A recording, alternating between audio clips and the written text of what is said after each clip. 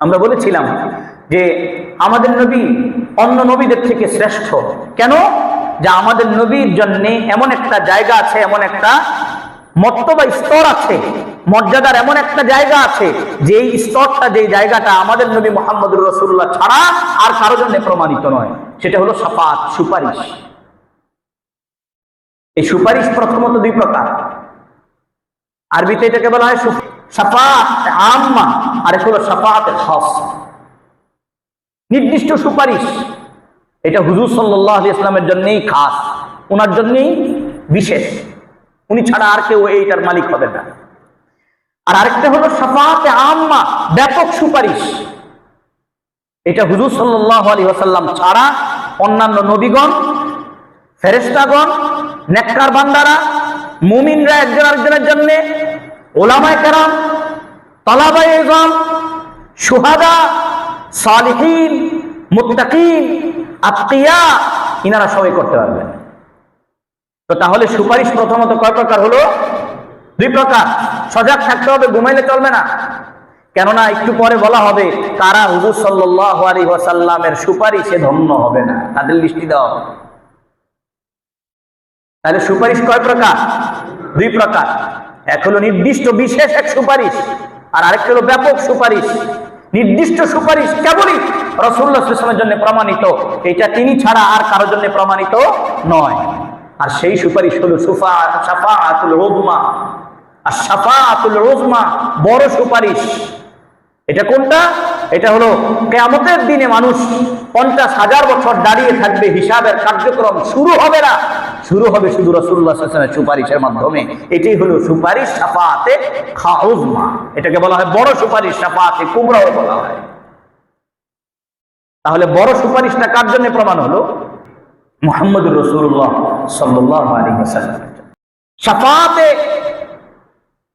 আম্মা যেটা ব্যাপক সুপারিশ, এটা আমাদের নবী হুজুর সাল্লাল্লাহু আলাইহি ওয়াসাল্লামও করবেন।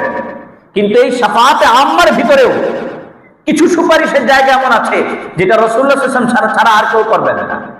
শাফাআতে আম্মার ভিতরেও ব্যাপক সুপারিশেও হুজুর সাল্লাল্লাহু আলাইহি ওয়াসাল্লামের জন্য 3টা জায়গা এমন আছে যে 3 জায়গায় অন্য কেউ সুপারিশ করবেন না, শুধু রাসূলুল্লাহ সাল্লাল্লাহু আলাইহি ওয়াসাল্লাম সুপারিশ করবেন।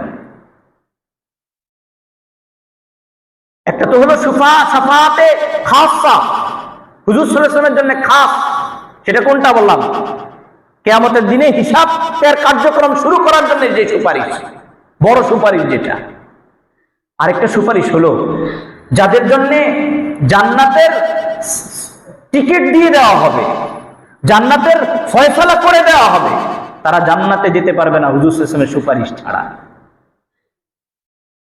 তারাও জান্নাতে যাবে রাসূলুল্লাহ সাল্লাল্লাহু আলাইহি ওয়াসাল্লামের সুপারিশের মাধ্যমে। অথচ তাদের জন্য ফয়সালা করা হয়েছে কি? জান্নাত। টিকিটও আছে তাদের কাছে, তারপরেও তারা জান্নাতে প্রবেশ করবে না যতক্ষণ পর্যন্ত রাসূলুল্লাহ সাল্লাল্লাহু আলাইহি ওয়াসাল্লাম সুপারিশ না করবেন।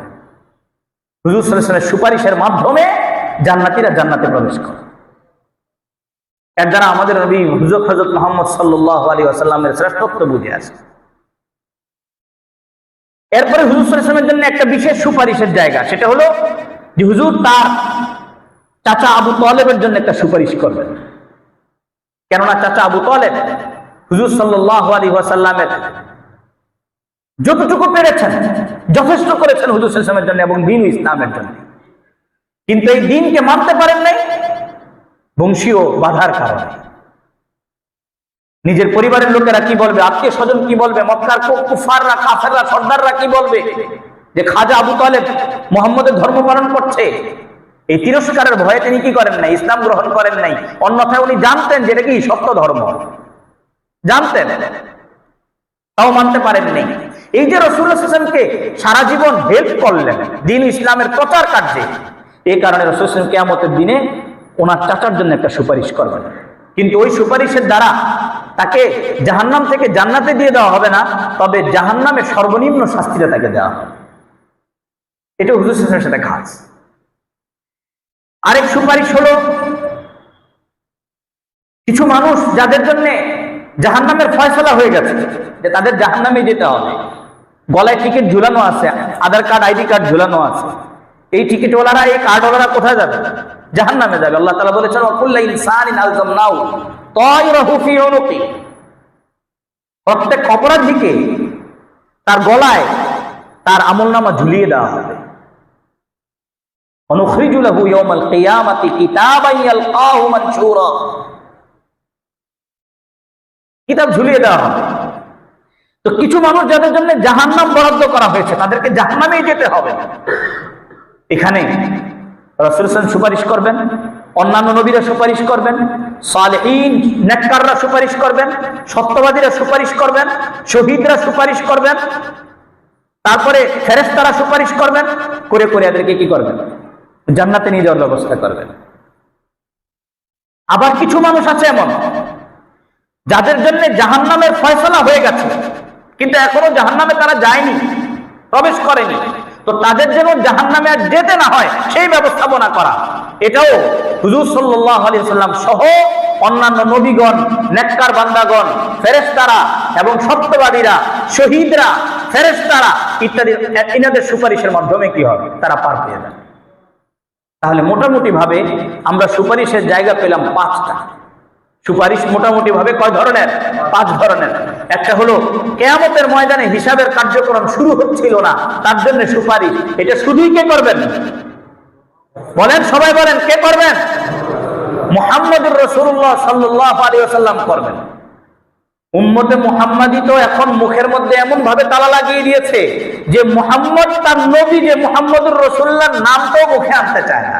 কষ্ট লাগে মুহাম্মদ সাল্লাল্লাহু আলাইহি ওয়াসাল্লামের নাম বলতে। বলেন তো, কিয়ামতের দিনে হিসাবের কার্যক্রম শুরু হবে না কার সুপারিশ ছাড়া? মুহাম্মদুর রাসূলুল্লাহ সাল্লাল্লাহু আলাইহি ওয়াসাল্লামের নাম একবার বললে আল্লাহ তাআলা 10টা নেকি দিবেন, 10টা মর্যাদা দিবেন, 10টা গুনাহ ক্ষমা করবেন, 10টা বিপদ দূর করবেন। তাহলে সমস্যা কোথায়? কিয়ামতের দিনে হিসাবের কার্যক্রম শুরু করার জন্য কার সুপারিশ লাগবে? আবার জান্নাতীদের জন্য জান্নাতের ফয়সালা হওয়ার পরে জান্নাতীরা জান্নাতে যাবে না, কিন্তু যাবে কার সুপারিশে? আবু তালেবের জন্য সুপারিশ কে করবেন? যাদের জন্য জাহান্নামের ফয়সালা হয়ে গেছে, জাহান্নামে চলে গেছে, তাদেরকে সুপারিশ করে কে বাহির করে আনবে? অন্য সবাই। মুহাম্মদুর রাসূলুল্লাহ সাল্লাল্লাহু আলাইহি ওয়াসাল্লাম নিজেও, অন্যান্য নবীরাও, নেক লোকেরাও, সত্যবাদীরাও, শহীদরাও, ফেরেশতারাও, মুমিনরাও একজন আরেকজনের জন্য সুপারিশ করে। আর যাদের জন্য জাহান্নামের ফয়সালা হয়েছে কিন্তু তারা এখনো জাহান্নামে যায় নাই, তাদের জন্য জাহান্নামে যেতে না হয় এই ব্যবস্থার জন্য সুপারিশ কারা করবে? এই সব শ্রেণী মানুষ করে। তাহলে মোটামুটি ভাবে সুপারিশকারী মানুষের শ্রেণী পাইলাম আমরা 6 শ্রেণীর মানুষ। কয় শ্রেণীর মানুষ? 6 শ্রেণী। 1, আমাদের নবী মুহাম্মদুর রাসূলুল্লাহ সাল্লাল্লাহু আলাইহি ওয়াসাল্লাম। 2, অন্য সমস্ত নবীগণ। 3, ফেরেশতাগণ। 4, শহীদগণ। 5, নেককার বান্দাগণ।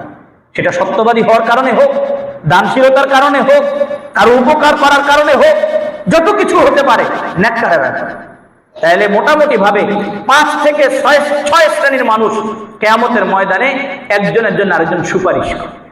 তাহলে সুপারিশের চ্যাপ্টারটা গুরুত্বপূর্ণ কিনা? বলেন, গুরুত্বপূর্ণ কিনা?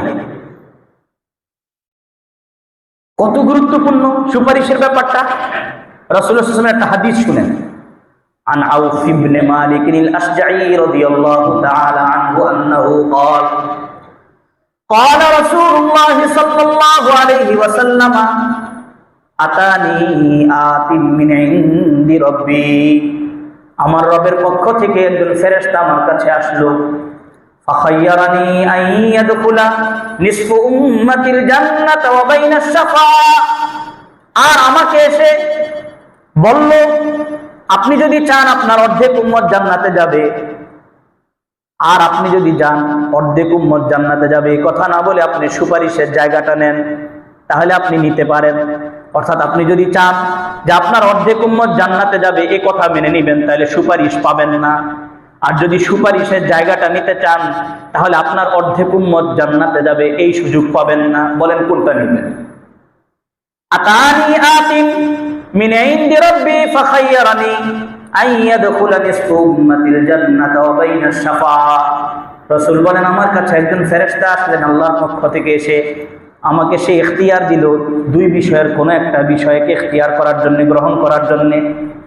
বলল, আপনি যদি চান এই কথা বলতে পারেন যে আমার উম্মত, অর্ধেক উম্মত জান্নাতে যাবে, আমি এটা মেনে নিলাম, তাহলে সুপারিশ করার সুযোগ থাকবে না। আর যদি বলেন যে না, আমার অর্ধেক উম্মত জান্নাতে যাবে, এই সুযোগ আমি নিচ্ছি না, বরং আমি সুপারিশ করব সেই দিন, এটা নিচ্ছি, তাহলে ওইটা পাবেন না। কোনটা নেবেন বলেন? রাসূলুল্লাহ বলেন, ফাখতারতুশ শাফাআতা, আমি সুপারিশের জায়গাটাকে নিয়ে নিলাম, সুপারিশের অধিকার বেছে নিলাম। কেন নিলেন বলেন? যদি অর্ধেক উম্মত জান্নাতে যান এটা মেনে নেন, তাহলে তার সুপারিশ করতে পারবেন না। রাসূলুল্লাহ চিন্তা করলেন, অর্ধেক উম্মতের দরকার নেই, আমি পুরো উম্মতকে নিয়ে জান্নাতে যাব। এজন্য হুজুর বললেন যে ফাখতারতুশ শাফাআতা, আমি সুপারিশের জায়গাটাকে, অধিকারটাকে বেছে নিলাম। এবার আসেন, এই সুপারিশ কার হাসিল হবে? কে অর্জন করতে পারবে, কে পারবে না? 5 শ্রেণীর মানুষ এই সুপারিশ থেকে বঞ্চিত হবে। কোন কোন কিতাবে 4 শ্রেণীর মানুষ বলে, ঘুরে ফিরে একই। 4 শ্রেণীর মানুষ এই সুপারিশ থেকে বঞ্চিত থাকবে। রাসূলুল্লাহ সাল্লাল্লাহু আলাইহি ওয়াসাল্লামের সেই দিনে সুপারিশ পেয়ে ধন্য হতে পারবে না। আচ্ছা, আপনাদের কি মনে হয় রাসূলুল্লাহ যাকে সুপারিশ করবেন না, সে কি আর কারো সুপারিশ দ্বারা জান্নাতে যেতে পারবে বলে মনে হয়? রাসূলুল্লাহ যার ব্যাপারে সুপারিশ করতে নিষেধ করবেন, সুপারিশ করা থেকে অস্বীকার করবেন যে না, আমি তোমার জন্য সুপারিশ করব না, বরং বলবেন সুফান সুফান লিমান গায়্যারা বাদি, দূর হও আমার থেকে, যে আমার পরে আমার ধর্মের ভিতরে পরিবর্তন এনেছো। তার জন্য অন্য কেউ সুপারিশ করবে বলে মনে হয়? বা কারো সুপারিশ কার্যকারিতা হবে? কারো কার্যকারী সুপারিশ থাকবে না।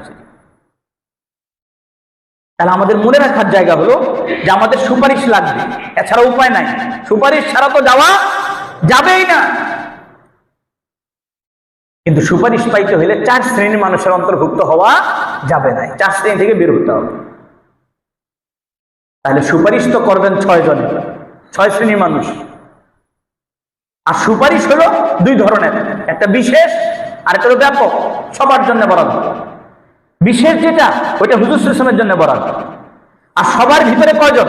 5 শ্রেণীর মানুষ, অন্যান্য নবীরা, নেককার বান্দারা, ফেরেশতারা, আর কারা? শহীদরা, সত্যবাদীরা। তাহলে হুজুর সাল্লাল্লাহু আলাইহি ওয়াসাল্লাম সহ অন্যান্য যারাই সুপারিশ করবেন, তাদের সুপারিশ পাওয়ার জন্য 4 শ্রেণীর মানুষের অন্তর্ভুক্ত হওয়া থেকে আমাদেরকে বিরত থাকতে হবে। তাহলে 4 শ্রেণীর মানুষ আল্লাহর রাসূল সাল্লাল্লাহু আলাইহি ওয়াসাল্লামের শাফাআত পাবে না। বলেন তো কয় শ্রেণীর মানুষ শাফাআত পাবে না? একটু জোরে বলেন, কয় শ্রেণীর মানুষ শাফাআত পাবে না? এটা জোরে কেন বলাইলাম? এ কারণে যে এখন 4 পয়েন্ট শুরু হবে, এক এক করে আমার সাথে সাথে বলতে হবে, আর মুখস্থও করতে হবে। এই বয়ান নিয়ে বাসা বাড়িতে যাইতে হবে, বাসায় গিয়ে বলতে হবে। কেননা ঘরে ঘরে সব মুশরিক হয়ে যাচ্ছে, আমাদের খবরও নাই। কাজে কর্মে, ব্যবহারে, আচার আচরণে এমন ভাবে শিরকে আমরা জড়িত, নিজেরাও জানি না। এ কারণে যারা যারা রাসূলুল্লাহ সাল্লাল্লাহু আলাইহি ওয়াসাল্লামের শাফাআত লাভে ধন্য হবে না, যে 4 শ্রেণীর মানুষ, এই 4 শ্রেণীর মানুষকে চিনতে হবে, বুঝতে হবে, বুঝে চিনে এখান থেকে আবার বাসায় নিয়ে গিয়ে বলতে হবে। ইনশাআল্লাহ আল্লাহ তাআলা আমাদেরকে তৌফিক দেন। আমিন। 1 শ্রেণীর মানুষ হলো, প্রথম শ্রেণীর মানুষ যারা রাসূলুল্লাহ সাল্লাল্লাহু আলাইহি ওয়াসাল্লামের শাফাআত পাবে না, আল মুশরিক, মুশরিক যারা আল্লাহর সাথে অন্যকে শরীক করে, আল্লাহর সাথে অন্যকে শরীক করে। আল্লাহর সাথে অন্যকে শরীক করে এর অর্থ কি? শিরকের সঠিক অর্থ না বুঝলে আবার সবাইকে মুশরিক বানায় দিব আমরা, আমাদের বদঅভ্যাস আছে। এই কারণে শরীক করার অর্থ কি? শরীক না করার অর্থ হলো কালিমা লা ইলাহা ইল্লাল্লাহ, এই কথা মেনে নাও, এই কথা মেনে নাও। মনে রাখতে হবে কোন কালিমা লাগবে? লা ইলাহা ইল্লাল্লাহ, এটা কালিমা। এটা কেউ যদি মেনে নেয়, বুঝা গেল সে শিরিক করছে না। আর যদি এটা মেনে না নেয়, তো তাহলে সে শিরিকের সাথে জড়িত। লা ইলাহা ইল্লাল্লাহর অর্থ এটা তো জানতে হবে। আল্লাহ ছাড়া কোনো মাবুদ নাই। মাবুদ মানে কি? ইবাদতের উপযুক্ত। তাহলে এই কথাটা বলেন সবাই, আল্লাহ ছাড়া ইবাদতের উপযুক্ত আর কেউ নেই। বলেন লা ইলাহা ইল্লাল্লাহ মানে কি? আল্লাহ ছাড়া ইবাদতের উপযুক্ত আর কেউ নেই। আল্লাহ ছাড়া সৃষ্টিকর্তা আর কেউ নাই, এটা কিন্তু কালিমা নয়। আল্লাহ ছাড়া রিজিক দাতা আর কেউ নেই, এটা কিন্তু কালিমা নয়। আল্লাহ ছাড়া মৃত্যু দানকারী আর কেউ নেই, এটা কিন্তু কালিমা নয়। আল্লাহ ছাড়া জীবন দানকারী আর কেউ নেই, এটা কিন্তু কালিমা নয়। কেন? আবু লাহাব, আবু জাহাল, উতবা সাহেবা সবাই বলতো, স্বীকারও করত, লা খালিকা ইল্লাহু ওয়ালা রাজিকা ইল্লাহু, কোন সৃষ্টিকর্তা নাই তিনি ছাড়া, কোন রিজিক দাতা নাই তিনি ছাড়া, ওয়ালা মুহইয়া ইল্লাহু, কোন জীবন দানকারী কেউ নাই আল্লাহ ছাড়া, ওয়ালা মুমিতা ইল্লাহু, কেউ মৃত্যু দানকারী নাই কেউ আল্লাহ ছাড়া। এই কথা তারা মানত। কিন্তু এই সব মানার পরেও 360 দেবদেবীর সামনে মাথা ঝুঁকাত। তাহলে পয়েন্ট কোথায়? ইবাদতে। বুঝা গেল সব মানতো না কিসে? যে ইবাদতের উপযুক্ত আল্লাহ ছাড়াও অন্য কেউ আছে। তাহলে কালিমা লা ইলাহা ইল্লাল্লাহর অর্থ কি বলেন তো? আল্লাহ ছাড়া ইবাদতের উপযুক্ত আর কাউকে মনে না করা। তাহলে আমাকে আপনারা এবার উত্তর দিবেন, যেহেতু আগের পয়েন্টটা আমি বলেছি, এবার পরের পয়েন্টটা আপনারা বলবেন। তাহলে বলেন তো, একটা কারুকার্য করা সুন্দর মাটি দিয়ে পাথর দিয়ে বানানো টাইলসে ঘেরা, উপরে লাল কাপড়, সিজদা করা যাবে? আপনারা বলেন, সিজদা করা যাবে? একটা সামনে মাজারের সামনে একটা পুকুর আছে, সেখানে 5-6টা কচ্ছপ আছে, কচ্ছপের কাছে সন্তান চাওয়া যাবে? তার জন্য মান্যত মানা যাবে? কেন? মান্যত তো ইবাদত। কেন? সিজদা তো ইবাদত। কেন? রুকু তো ইবাদত। কেন? দোয়া তো ইবাদত। ইবাদতের উপযুক্ত একমাত্র কে? আর কেউ। এখন এই সব কথা আপনি মানেন। রিজিক দাতা একমাত্র আল্লাহ, মৃত্যু দাতা একমাত্র আল্লাহ, জীবন দানকারী একমাত্র আল্লাহ, সৃষ্টিকর্তা একমাত্র আল্লাহ। এই সব কথা স্বীকার করার পরে, কালিমা লা ইলাহা ইল্লাল্লাহ পড়ার পরেও যদি আপনি কোন মানুষের পায়ে সিজদা করেন এই অর্থে যে এর সামনে আমার সিজদা করা জরুরি, তো তাহলে আপনি শিরকের সাথে জড়িত কিনা বলেন? কিয়ামতের দিনে 4 শ্রেণীর মানুষ রাসূলুল্লাহ সাল্লাল্লাহু আলাইহি ওয়াসাল্লামের শাফাআত লাভে ধন্য হবে না। প্রথম শ্রেণীর মানুষের নাম কি বলেন তো? মুশরিক। কে? মুশরিক। কোরআনে কারীমে আল্লাহ তাআলা বলেন, ইন্নাল্লাহা লা ইয়াগফিরু আন ইউশরাকা বিহি ওয়া ইয়াগফিরু মা দুনা যালিকা লিমান ইয়াশা। শিরকের গুনাহ ছাড়া আল্লাহ তাআলা অন্য যত গুনাহ আছে, তওবা করলে, বড় গুনাহ হলে তওবা করলে, তওবা ছাড়া আল্লাহ তাআলা ছোট গুনাহগুলো মাফ করার সামর্থ্য রাখেন এবং মাফ করে দিবেন আল্লাহ চাইলে। কিন্তু শিরকের গুনাহ আল্লাহ তাআলা ক্ষমা করবেন। তাহলে শাফাআত লাগবে কিনা বলেন? তাহলে শাফাআতের জন্য 1 নম্বর শর্ত কি? শিরক মুক্ত ইবাদত। বলেন, কি মুক্ত ইবাদত? কিসের জন্য? শাফাআতের জন্য। শাফাআতের জন্য 1 নম্বরে কি লাগবে? শিরক মুক্ত ইবাদত। 2 নম্বর, যে ব্যক্তি রাসূলুল্লাহ সাল্লাল্লাহু আলাইহি ওয়াসাল্লামের শাফাআত লাভে ধন্য হতে পারবে না, 2 নম্বর, জালেম। কে? জালেম। আমরা সোজা বুঝি যা জালেম, জালেমও বুঝি সবাই। জালেম আরবি শব্দই, কিছু কিছু আরবিও আমরা সবাই পারি মাশাআল্লাহ। এর মধ্যে এটা একটা, জালেম, জুলুমকারী, নির্যাতনকারী। কোরআনে কারীম আল্লাহ তাআলা বলেন, মালিল যালিমিনা মিন হামিমিন ওয়ালা শাফিঈ। তুমি জালেমের জন্য কোনো বন্ধু পাবা না, অন্তরঙ্গ বন্ধু পাবা না। মিন হামিমিন ওয়ালা শাফিঈ, এবং কোনো সুপারিশকারীও পাবা না। রাসূলুল্লাহ সাল্লাল্লাহু আলাইহি ওয়াসাল্লাম বলেন, হযরত আবু উমামা রাদিয়াল্লাহু তাআলা রাবি, হুজুর সাল্লাল্লাহু আলাইহি ওয়াসাল্লাম বলেন, সিনফানি মিন উম্মতি লা তানালহুমুশ শাফাআ। আমার উম্মতের 2 শ্রেণীর মানুষ আমার সুপারিশ পাবে না। এক হলো আল ইমামু যালুমুন, নির্যাতন, অন্যায়কারী, অত্যাচারকারী বাদশা, জালেম বাদশা। আর 2 নম্বর কে? 3 নম্বর, এক নম্বর হলো মুশরিক, 2 নম্বর কে? জালিম। আচ্ছা, এখানে একটা বিষয় পরিষ্কার হওয়া দরকার। জালিম শব্দ আমাদের কানে পড়ার সাথে সাথে আমরা মনে করি কি যে জালেম মানে হলো বিচারক, শাসক। মুহূর্তেই আমাদের দৃষ্টিভঙ্গি কোথায় চলে যায়? ওই বর্তমান ক্ষমতাধর যারা আছে তাদের দিকে চলে যায়, যে যখন ক্ষমতায় থাকে তাদের দিকে যায়। বিষয়টা কিন্তু এমন না।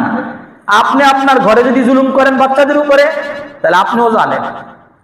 আপনার সন্তান যদি আপনার উপরে জুলুম করে, আপনার সন্তান জালেম। আপনি বড় ভাই হিসেবে যদি ভাই বোনের উপরে জুলুম করেন, আপনি জালেম। আপনি ছোট ভাই হিসেবে যদি বড় ভাই বোনেরা আপনার উপর জুলুম করে, আপনার ভাইয়েরা বোনেরা কি? জালেম। জুলুম শব্দের অর্থটা শুধু প্রশাসনিক ব্যক্তিদের সাথে বা রাষ্ট্রীয় ক্ষমতার বড় বড় পদে যারা আছেন তাদের সাথে সম্পৃক্ত নয়, বরং যে কেউ তার নিজস্ব জায়গায় থেকে যদি কারো উপরে, অন্যের উপরে জুলুম করে, প্রত্যেক ব্যক্তি তার অধীনস্থের উপরে যদি জুলুম করে, তাহলে সেই জালেম। আর জালেমের ব্যাপারে আল্লাহ তাআলা বলছেন, মালিল যালিমিনা মিন হামিমিন ওয়ালা শাফিউ। জালেমের জন্য কোনো অন্তরঙ্গ বন্ধুও নেই এবং কি নেই? সুপারিশকারীও নেই। তাহলে বলেন তো 1 নম্বর কে শাফাত পাবে না? জোরে বলেন কে? 2 নম্বর জালেম। জালেমের অর্থটা কি সীমিত? শুধু প্রশাসনিক লোকদের সাথে বা রাষ্ট্রপ্রধানের সাথে জড়িত না? সবার সাথে। যে জায়গায় আছি, আমি যদি আমার পার্শ্ববর্তী লোকের উপরে, আমি যদি আমার অধীনস্থ লোকদের উপরে জুলুম করি, তাহলে আমি জালেম, সুপারিশ পাওয়া যাবে না। 3 নম্বর, ওয়াকুল্লু গালিন মারিক। ওয়াকুল্লু গালিন মারিক, প্রত্যেক ওই ব্যক্তি যে তার নিজের দোষটা আরেকজনের উপর চাপিয়ে দেয়, নিজের দোষটা আরেকজনের উপর চাপিয়ে দেয়। চুরি করে নিজে, চাপায় বিরোধী দলীয় রাজনৈতিক দলের উপরে। চুরি করে নিজে, নিজের দলের লোকেরা চুরি চামারি করে, কিন্তু চাপায়া দেয় কার উপরে? বিরোধী পার্টির উপরে। অন্যায় করে নিজে, দোষ চাপায়া দেয় নিজের অধীনস্থ কোন ছোট লোকের উপরে। এই চলে না আজকে সমাজে? তো এই চলতেছে সব। দোষ করে নিজে, কিন্তু কার উপর দিয়ে চালায়া দেয়? দুর্বল যে তার উপর দিয়ে চালিয়ে দেয়। এও সুপারিশ পাবে না।